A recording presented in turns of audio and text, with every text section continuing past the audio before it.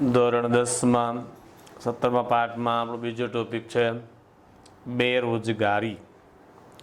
ભારતની વર્તમાન સમસ્યાઓ પૈકીની ગંભીર આર્થિક સમસ્યા બેરોજગારી છે કે લોકો પાસે ડિગ્રી છે અને કામ નથી, આવડત છે પણ કામ નથી, એને બેરોજગારી કહેવામાં આવે છે. બેરોજગારીના કારણે ગરીબી ઉદ્ભવે. આ સમસ્યા લાંબા ગાળાની અર્થતંત્રને ઊંડે ઘર કરી ગયેલી સમસ્યા છે. પહેલાં માણસ બેરોજગાર થાય, આવક મળતી નથી અને પરિણામે ગરીબીમાં ધકેલાઈ જાય છે. એટલા માટે આ સમસ્યા છે એ ઊંડે ઘર કરી ગયેલી છે.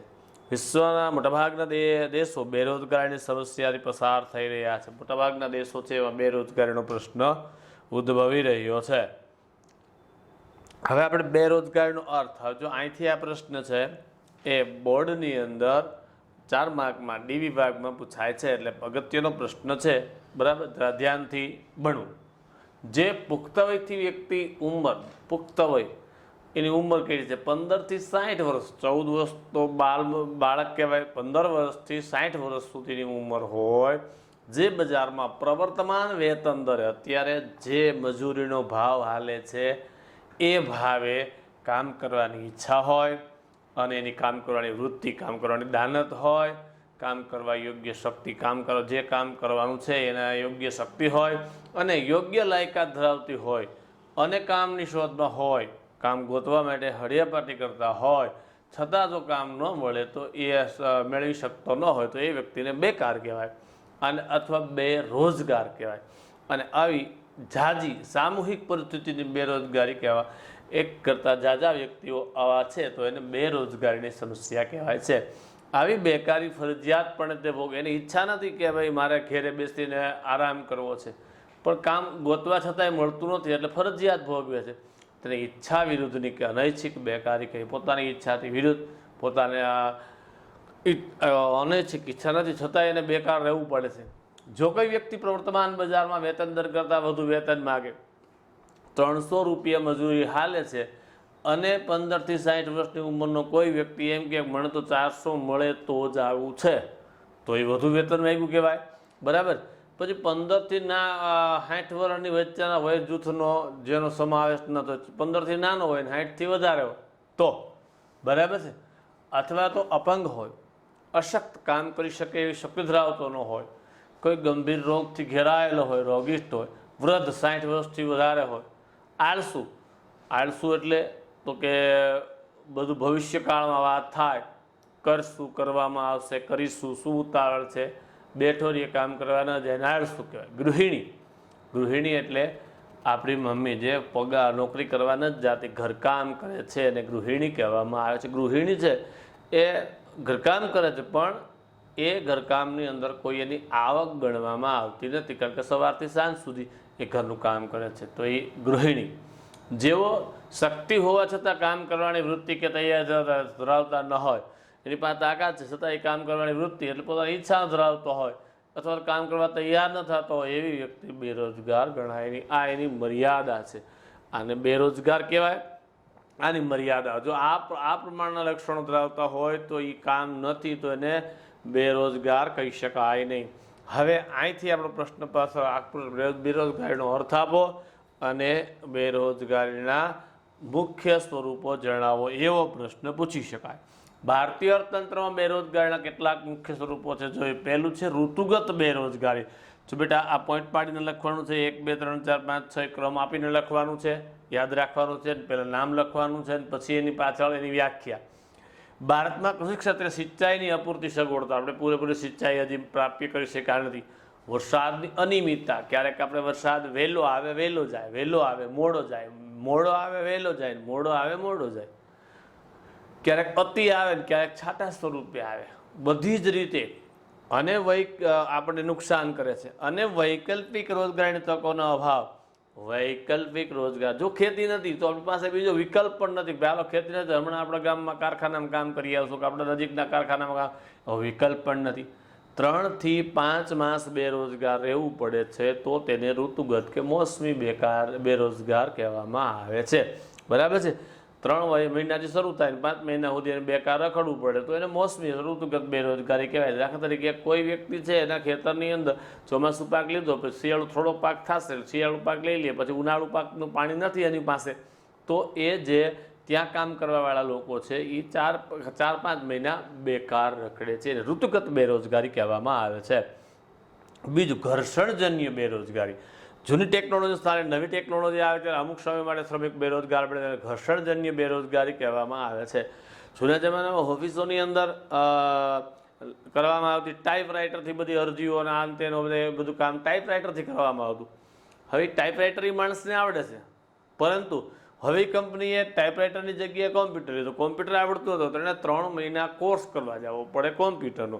તો 3 મહિના એને કંપની પગાર આપતી નથી, તો એ 3 મહિના એ ઘર્ષણજન્ય બેરોજગાર કહી શકાય છે. પછી એવું માળખાગત બેરોજગાર. ભારતીય અર્થતંત્ર પછાત અને રૂઢિચુસ્ત છે. આપણું અર્થતંત્ર કેવું છે? પછાત છે અને રૂઢિઓથી ઘેરાયેલું છે. સામાજિક આપણે સમાજમાં પછાત રહીએ છીએ. પરંપરાગત રૂઢિઓ, રિવાજો, નિરક્ષરતા, માળખાકીય સુવિધાઓના અભાવને કારણે માળખાગત બેરોજગારી ભોગવવી પડે છે.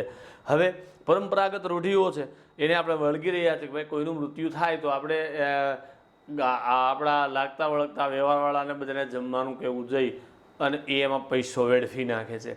માળખાકીય સુવિધાનો અભાવ એ રૂઢિઓની અંદર રચો પેચો રહે છે. માળખાકીય સુવિધામાં શું આવે છે? રોડ, રસ્તા, પાણીને સંચાર માધ્યમ, એટલે કે આપણા જે ખબર અંતર મોકલવાના જે સંસાધનો છે એને માળખાકીય સુવિધા એનો અભાવ હોય છે. એને કારણે માળખાગત બેરોજગારી જોવા મળે. દાખલા તરીકે આપણે અહીંયા મસૂરનો સારો ભાવ આવે છે, પણ મસૂર કોઈ વાવતું નથી, કારણ કે આપણા ધર્મની અંદર એવું લખેલું છે કે મસૂરની દાળ છે એ આપણા હિન્દુ ધર્મની અંદર ખવાતી નથી. કે મસૂર ખવા એવું શા માટે કોઈ પૂછ્યું નથી. એનું કારણ એ છે કે આપણા મોટાભાગના ધર્મની અંદર લસણ ડુંગળી ખાવાની ના પાડે છે, અને માટે આ દાળનો વઘાર લસણ ડુંગળી જ કરવો પડે, તો એ વાવતા નથી. તો એ રૂઢિને વળગે છે, એ સામાજિક રીતે પછાત છે, ભાવ આવતો હોવા છતાં વાવતા નથી. આવી રીતે બેરોજગાર બને છે. પછી પ્રચ્છન્ન કે છુપી બેરોજગારી. કોઈ કામ ધંધા વ્યાવસાયિક પ્રવૃત્તિમાં જરૂર કરતાં વધુ શ્રમિકો રોકાયેલા હોય, આ વધારાના શ્રમિકો ઉત્પાદન કાર્યમાંથી ખસેડી લેવામાં આવે તો ઉત્પાદનમાં કોઈ ફેરફાર પડતો નથી. બરાબર? તો વધારાના શ્રમિક પ્રચ્છન્ન કે છુપા બેરોજગાર છે. કેવી રીતે? તો કે એક ગામની અંદર એક ભાઈ પાસે 20 વીઘા જમીન છે, 20 વીઘા, બરાબર છે. હવે એને 3 બાળકો છે, એ બારે છે. 2 માણસ પોતે ખેતી કરે છે અને રોજગાર ચલાવે છે. હવે વેકેશન રજાઓમાં એ 3 બાળકો ઘરે આવે છે, તો એને એવું હોય કે હવે આપણે 2 જણા કામ કરતા હોય, 5 જણા કામ કરશું, તો એ લોકોને ખેતરે કામ કરવા લઈ જાય છે. તો 2 જણા જો કામ કરતા હતા તો 1 વીઘાએ 1 જ ખાંડી માંડવી થતી હતી, અને 5 જણા કામ કરશે તો પણ 1 વીઘાએ 1 જ ખાંડી માંડવી થાય છે. તો વધારાના 3 બાળકો જે જોડાણા એ બધા છુપા બેરોજગાર અથવા પ્રચ્છન્ન બેકાર કહેવામાં આવે છે. પછી ઔદ્યોગિક બેરોજગારી. ઔદ્યોગિક ક્ષેત્રે થતા ફેરફારો લીધે જો વ્યક્તિ ટૂંકા કે લાંબા ગાળા સમય માટે કામ વિનાનું રહેવું પડતું હોય તેવી સ્થિતિને ઔદ્યોગિક બેરોજગારી કહેવામાં આવે. દાખલા તરીકે કોઈ એક કારખાનું ચાલે છે, એનો જે કાચો માલ આવે છે જે અતિવૃષ્ટિ થઈને કાચો માલ આવી શક્યો નહીં, 2 મહિના કારખાનું બંધ રહ્યું, તો 2 મહિના એ કારખાનાના તમામ મજૂરને પગાર આપવામાં આવતો નથી. તો એ 2 મહિના કેવા બેરોજગાર કહેવાય? ઔદ્યોગિક બેરોજગાર.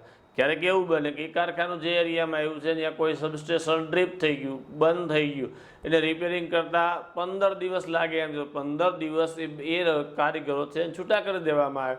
તો એવી પરિસ્થિતિને કારણે જે બેકારી અનુભવે એને ઔદ્યોગિક બેરોજગારી કહેવામાં આવે છે.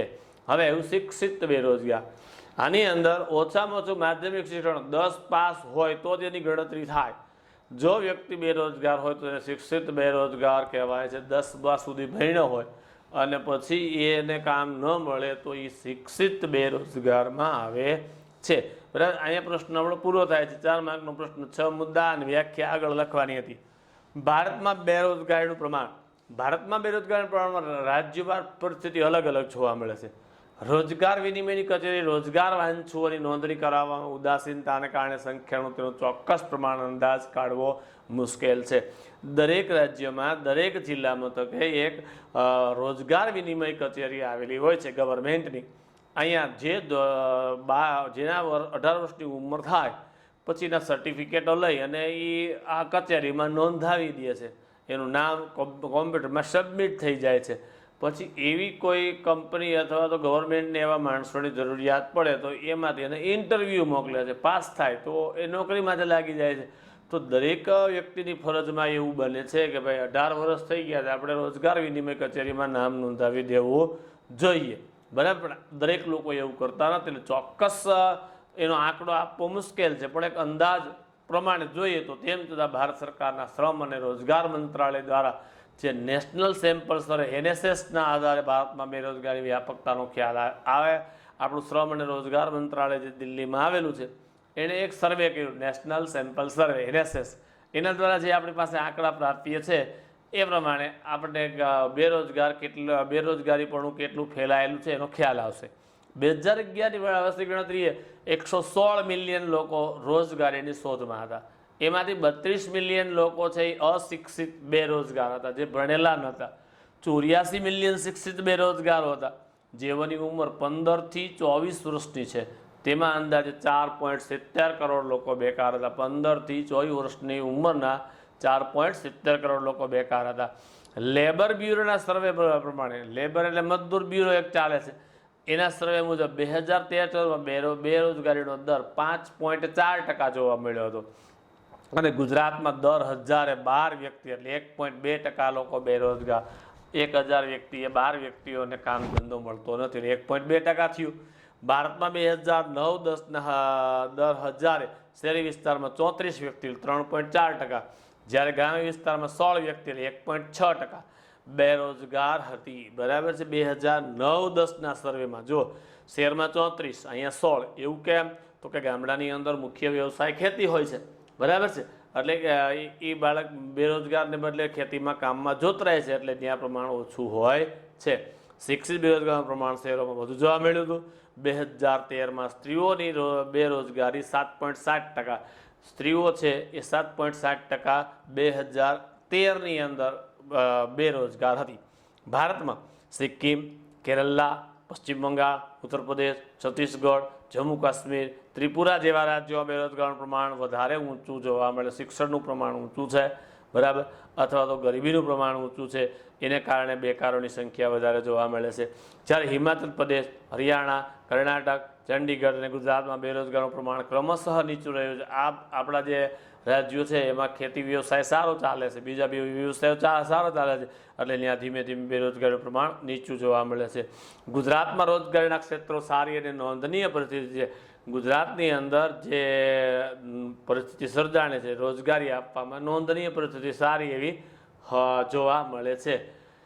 ભારતમાં એક અંદાજ મુજબ ઉચ્ચ શૈક્ષણિક લાયકાત ધરાવતા 15% લોકો યુવાન છે, જે ટોચ કક્ષાએ ડિગ્રી મેળવેલ છે. આ 15% યુવાનો વિશ્વની વસ્તીના 66% લોકો, જે 35 વર્ષથી વધારે વયના યુવાનો છે. ટોટલ આખા વિશ્વની અંદર વસ્તીના 66% છે એ 35 વર્ષથી વધારે ઉંમરના યુવાનો છે, તે ભારતમાં છે.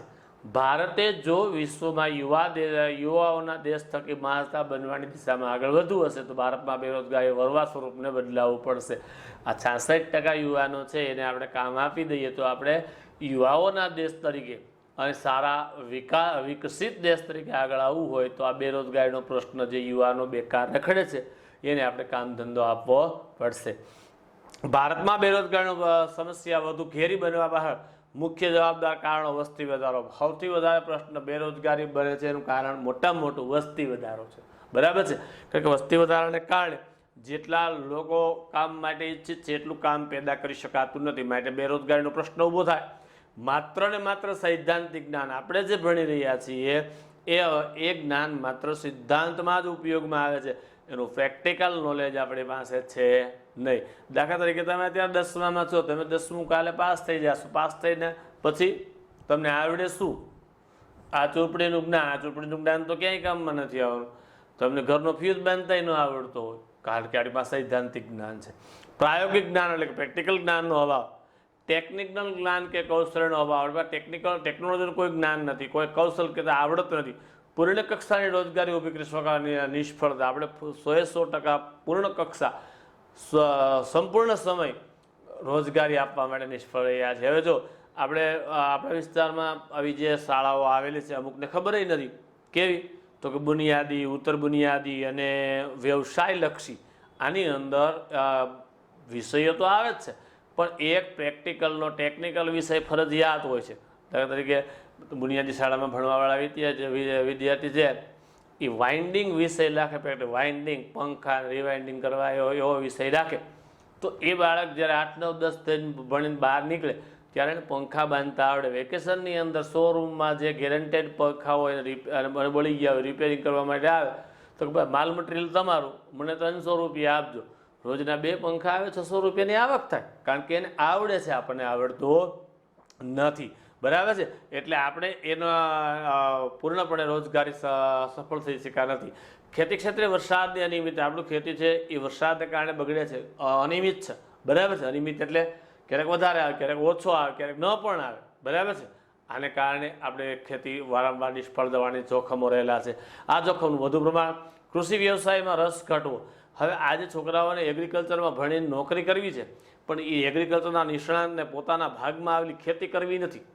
આજે ગામડા લેવલે છોકરીના સગપણ થાણે એને સામેવાળા છોકરાવાળા પક્ષની જમીન જોઈએ છીએ, પણ ખેતી નથી કરવી. બરાબર છે. તો આ રસ ઘટે. સિંચાઈની અપૂરતી સગવડતો, ખેતી સિવાયના સમયમાં વૈકલ્પિક રોજગારના અભાવ, બેકાર રખડો. સિંચાઈની આપણે પૂરતી, આપણે એટલા મોટા ડેમો નથી, 12 માસી એવા મોટા નદીઓમાં બાંધેલા ડેમ નથી, એટલે ખેતી સિવાયના વૈકલ્પિક ખેતી નથી તો બીજું કંઈ નથી, માટે રોજગારીનો અભાવ જોવો પડે છે. કુટીર ઉદ્યોગો અને ગૃહ ઉદ્યોગો અને લઘુ ઉદ્યોગની નબળી સ્થિતિ. આપણા જે કુટીર ઉદ્યોગો હતા, ગૃહ ઉદ્યોગ, ઘર ચલાવવાના લઘુ ઉદ્યોગ, 1-2 મજૂર ચાલતા જે લઘુ ઉદ્યોગો હતા એની પરિસ્થિતિ નબળી થવા માંડી. બીજું જ્ઞાતિ પ્રથા. જ્ઞાતિ પ્રથાને કારણે આપણે ક્યારેક આપણા કેપેસિટી કરતાં વધારે ખર્ચો કરવો પડે. સંયુક્ત કુટુંબ વ્યવસ્થા, આખું કુટુંબ પરિવાર ભેગો રહે છે, એટલે એને આવકની વધારે જરૂરિયાત પડે છે. પરંપરાગત વ્યવસાય, બાપ દાદાનો વ્યવસાય કરવામાં આવે છે.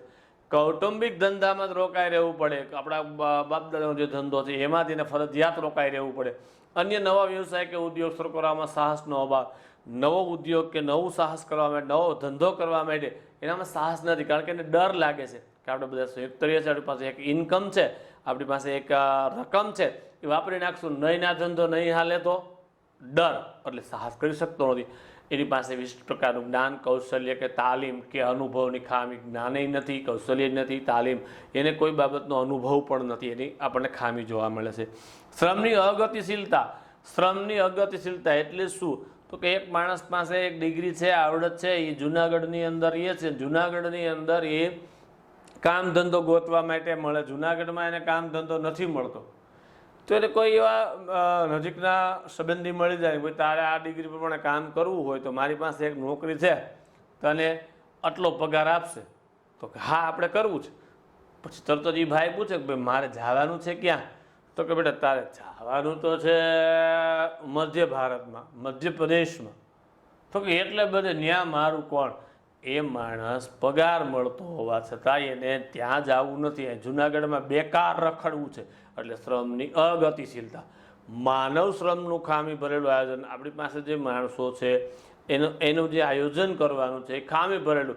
આજે તમે જુઓ, દરેક વાલીને એવું જ વિચારવું છે કે ધોરણ 10 પછી 11, 12 સાયન્સ, ડૉક્ટર અને એન્જિનિયર, ધોરણ 10 પછી કોમર્સ અને માત્ર CS.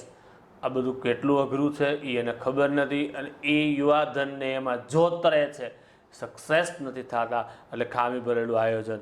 ઔદ્યોગિક વિકાસનો ધીમો દર. આપણો ઉદ્યોગનો વિકાસ થાય છે ધીમો છે. બરાબર છે. દરેક લોકોને નોકરી કરવી છે, કોઈને પોતાનો બિઝનેસ નથી કરવો, કારણ કે આપણી પાસે માનવ શ્રમનું ખામી ભરેલું આયોજન છે.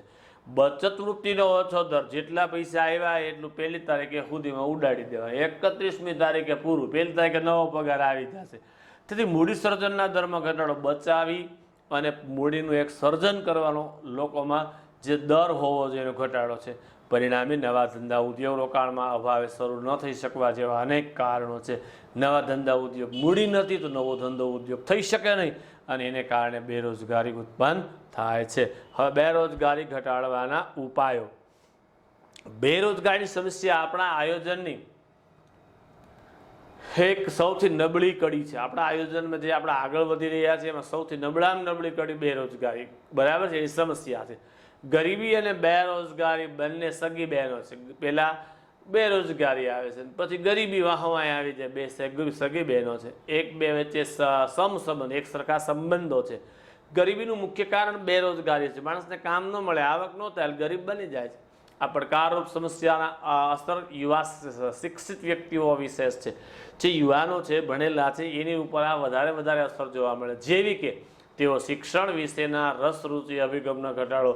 હવે ધંધો નોકરી નથી મળતી એટલે ભણવામાં એને રસ ઉડી જાય છે, રુચિ એને ગમતું કરવામાં, અભિગમ તરફ આપણે એને ગમવું એવું કંઈ થતું નથી, એને અણગમો પેદા થાય છે.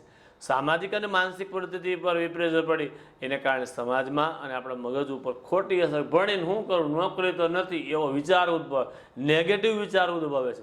મનોવૈજ્ઞાનિક દ્રષ્ટિએ રોજગારી ન મળવાને કારણે હતાશામાં દેખેલા પોતાની પાસે ડિગ્રી છે, સારી એવી આવડત છે, અને છતાંય એ નોકરી ન મળે તો હતાશા, ટેન્શનમાં વયો જાય છે, નેગેટિવ બાબતમાં ચાલ્યો જાય. જો લાંબા સમય સુધી બેકાર રહે તો આવા યુવાનો, બહુ લાંબુ સમય નોકરી ન મળે તો આવા યુવાનો છે એ કમાવા માટે અસામાજિક કે અનૈતિક પ્રવૃત્તિમાં જોડાઈ જાય છે. જેમ કે માદક દ્રવ્યોની, દારૂ જેવી માદક દ્રવ્યોની હેરાફેરીમાં જોડાઈ જાય છે. ગેરકાનૂની વ્યવસાય, આવા જે કાનૂનથી વિરુદ્ધ પ્રકારના વ્યવસાય, ડ્રગ્સ વેચવો, ડ્રગ્સને લઈ આવવું, આ બધી વસ્તુ એમાં હશે. અથવા તો ચોરી, લૂંટફાટ, ખંડણી વસૂલવી, કહેવાય વેપારી પાસે જાય અને બંદૂકની કે છરીની અણીએ પૈસા કઢાવી લેવા, ખંડણી વસૂલી, આવા ગુનાહિત કૃત્ય તરફ પ્રેરાય છે. સામાજિક અને આર્થિક અસમાનતામાં વધારો થાય, આને કારણે સમાજમાં અસમાનતા ઉત્પન્ન થાય છે, નાણાકીય બાબતોમાં અસમાનતા ઉત્પન્ન થાય છે, વર્ગભેદ સર્જાય. 3 વર્ગ છે, મધ્યમ, ગરીબ અને પૈસાદાર. આમાં વર્ગભેદ સર્જાય છે. જીવન ધોરણ કથળે છે એટલે બગડે છે. બેકારી સાથે ભાવવૃદ્ધિ જોડે, એક તો બેકારી છે, ભાવ વધારો પાછો આવે તો ભાવ વધારો. આ ગરીબો અને બેકાર કુટુંબની સ્થિતિ વધુ કપરી. આવા સમયે ગરીબોની અને બેકાર કુટુંબો છે એની પરિસ્થિતિ વધારે ગંભીર થાય, કારણ કે આવક નથી ને ભાવ વધારે, વસ્તુ જોઈએ છે તો એ પરિસ્થિતિ દયનીય બની જાય છે. તેઓ માદક દ્રવ્યો કે અન્ય વ્યસનો તરફ વળે છે. હવે પોતાના ઘરમાં પૈસા નથી, એ વસ્તુની જરૂરિયાત છે, ઘરમાં રોજ ઝઘડાઓ થતા હોય, એ ઝઘડાઓથી છૂટવા એ નશાકારક પદાર્થોનું સેવન કરવા તરફ આગળ વધે છે. આમ બેરોજગારીની અસર વ્યક્તિ, કુટુંબ અને અર્થતંત્ર પર સામાજિક દ્રષ્ટિએ ઘાતક પુરવાર થઈ રહી છે. બરાબર છે? વ્યક્તિ ઉપર ઘાતક, કુટુંબ ઉપર ઘાતક, આપણા અર્થતંત્ર ઉપર ઘાતક પરિસ્થિતિ થાય. આ સામાજિક દ્રષ્ટિએ આપણને ઘાતક એટલે નુકસાનકારક જોવા મળે છે. બેરોજગારી ઘટાડવાની સરકારી યોજના અને કાર્યક્રમો, આગળ આપણે ગરીબી નિવારણ કાર્યક્રમ અભ્યાસ કર્યો છે, તેનું ફરી વખત આપણે સ્મરણ કરતા નથી. આપણે આગળ દત્તોપંત ઠેંગડીવાળું, મનરેગાવાળું ભણ્યા એટલે એને ફરી વખત અહીં ભણવું નથી. એ સિવાયના સરકારે લીધેલા કેટલાક અસરકારક ઉપાયો આપણે જોઈએ. પહેલું, ભારતમાં ઝડપી આર્થિક વૃદ્ધિ દર 10% જેટલો ઊંચો લક્ષ્યાંક રાખી સિદ્ધ કરવા સર્વગ્રાહી પગલાં ભરવા. આપણે નાણાકીય વૃદ્ધિનો 10%નો ટાર્ગેટ રાખવો, મેક્સિમમ પૂરું થાય એવા પ્રકારના પગલાં ભરવા. પહેલું. પછી જાહેર અને ખાનગી ક્ષેત્ર મૂડીરોકાણનું પ્રમાણ વધારો. સરકારમાં અને પ્રાઇવેટ પેઢીઓમાં મૂડીરોકાણ વધારે આવી શકે એનું પ્રમાણ વધારવું. રોજગારીની તકોમાં વધારો, ઝાઝા માણસોને કામ આપી શકાય એવો પ્રયત્ન કરવો. અર્થતંત્રમાં કૃષિ સહિત નાના અને ગૃહ ઉદ્યોગો, કુટીર ઉદ્યોગો સહિત તમામ વિભાગો પ્રદેશોને ઝડપીને સંતુલિત વિકાસ સાધવા રોજગારીના નવા ક્ષેત્રો ખોલવા જોઈએ. ખેતીની અંદર, નાના ઉદ્યોગોની અંદર, ગૃહ ઉદ્યોગો અને કુટીર ઉદ્યોગોની અંદર વધારે લોકોને આકર્ષવા. બરાબર? તમામ વિભાગોમાં ઝડપી વિકાસ થાય, સંતુલિત એકદમ સમતોલ વિકાસ થાય એવા પ્રયત્નો કરવા, અને જેને કારણે રોજગારીના નવા ક્ષેત્રો ખુલી શકે. સરકારે રોજગારી વધારવા માટે અનેક યોજના દ્વારા આર્થિક સહાય, સરકારે રોજગારી વધારવા માટે આર્થિક સહાય, લોન આપે છે, શિક્ષણ આપે છે, ITI જેવી સંસ્થાઓ, અને તાલીમ આપે છે ITIમાં, અને એના પછી એને ગવર્મેન્ટ લોન આપે છે, અને પોતાનો ધંધો શરૂ કરવા માટે એને પ્રોત્સાહન આપે છે. બીજું, શ્રમ પ્રધાન ઉત્પાદન પદ્ધતિ પર આધારિત વપરાશી વસ્તુઓ, ઉત્પાદન કરતા એકમો, નાના અને લઘુ ઉદ્યોગો, ગ્રામ ઉદ્યોગો, હસ્તશાળા, હસ્તકલા, કારીગરી લગતા હુન્નર ઉદ્યોગોનો વિકાસ હાથ ધરવો જોઈએ. જેમાં શારીરિક શ્રમની જરૂરિયાત છે એવા પ્રકારના ઉત્પાદન પદ્ધતિ વાપરવી. ઓટોમેટિક મશીનોને બદલે શારીરિક જ્યાં શ્રમ કરવો પડે એવા વસ્તુને પ્રોત્સાહન આપવું. એમાં નાના એકમો હોય, લઘુ ઉદ્યોગના, ગૃહ ઉદ્યોગના, બરાબર છે, ગ્રામ ઉદ્યોગ, આ બેન્ચીસ ને ટેબલ ખુરશી બનાવવાના, ગ્રામ ઉદ્યોગ, હાથશાળ, કાપડ કાતવું, હસ્તકલા, આવા હાથે કરવામાં આવતી કલાઓ, પેઇન્ટિંગ, કાર્પેન્ટિંગ, આવી બધી વસ્તુઓ છે હુનર આવડતું જેમાં વધારે આવી શકે, ચિત્રકામથી માંડી અને ઓલા માટીના ઓલા કલાત્મક ફ્લાવર પોટ ને એવું બનાવવાનું છે, હુનર ઉદ્યોગોમાં આવશે, એનો વિકાસ હાથ ધરવો. તે માટે આ યોજનાઓમાં પ્રોત્સાહક નીતિનો અમલ, એને પ્રોત્સાહન મળે એવી નીતિઓ વાપરવી જોઈએ. ત્રીજું, ગ્રામીણ ક્ષેત્રે ખેતી સિવાયના સમયની બેરોજગારી ઘટાડવા માટે ખેતરોમાં એકથી વધુ પાક લઈ શકાય એવી પદ્ધતિ વિકસાવી. ગામડામાં જે ખેતી સિવાયની પ્રવૃત્તિ કાંઈ નથી, એટલા માટે બેરોજગારી ઘટાડવા માટે ખેતરની અંદર એકથી વધારે પાક, શિયાળુ પાક, ઉનાળુ પાક ને ચોમાસુ પાક, મોટાભાગે ત્રણેય પાક લઈ શકાય એવી પદ્ધતિ વિકસાવવી જોઈએ. નવી જમીન ખેડાણ હેઠળ લાવવી જોઈએ. સરકારી જમીન છે, બિનઉપયોગી છે, તો એને ખેડવાણ કરી અને જમીન વગરના લોકોને આપવી જોઈએ. ખેતરને પાણી અને વીજળીની સુવિધાઓ ઉપલબ્ધ કરવી જોઈએ. ખેતરને પાણી મળી રહે, સિંચાઈ મળી રહે અને એને 24 કલાક વીજળી મળે એવી વ્યવસ્થા કરવી જોઈએ. આના માટે નાની મોટી સિંચાઈ યોજનાઓ, ડેમો, ચેક ડેમો બાંધવા જોઈએ. જળાશયો ઊભા કરવા જોઈએ, જેથી પાણી છે જમીનમાં ઉતરશે અને આપણા બોરમાં કે કૂવાની અંદર આવી શકે. બરાબર. નહેરો ખોદાવી જોઈએ, ટ્યુબવેલ એટલે બોર. નવી સડકોનું બાંધકામની પ્રવૃત્તિ હાથ ધરવી, જેથી એનો માલ ઝડપથી શહેર સુધી પહોંચી જાય.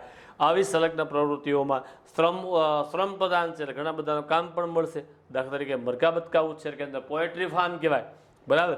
એમાં માણસોની આવશ્યકતા, પશુપાલન, ડેરી ઉદ્યોગ, વનીકરણના કાર્યક્રમો દ્વારા ગ્રામીણ ક્ષેત્રે ઓછા મૂડીરોકાણથી વધુ લોકોને રોજગારી પૂરી પાડે. આમાં બહુ પૈસા રોકવા પડતા નથી, છતાં માણસોને કામ આપવામાં આવે છે. એ મુજબ રોજગાર લક્ષી આયોજન, એ પ્રમાણે રોજગાર આપી શકાય એવું આયોજન કરવું જોઈએ.